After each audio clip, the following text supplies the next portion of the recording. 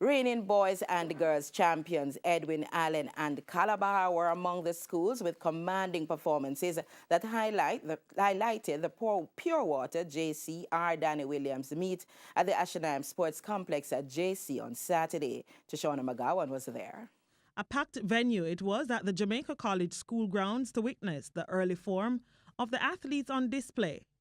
Edwin Allen and Calabar had some commanding results, which have the track and field community already buzzing with excitement of what's to come for the remainder of the season. Despite the season being in its early phase, expert track and field analyst Hubert Lawrence weighed in from the venue. Edwin Allen looks good.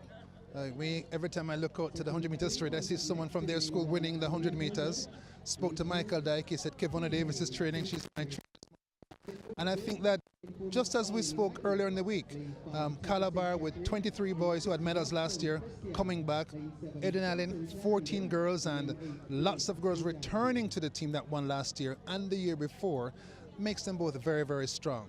Casey looked good today, saw them some middle distance power, so we'll see.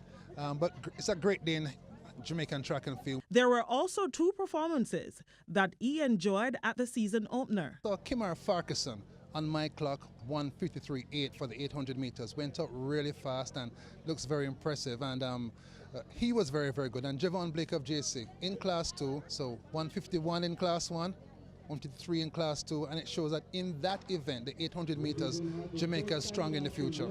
The track and field season continues on Saturday, featuring 4 meets island-wide. Shoshana McGowan, TVJ Sports.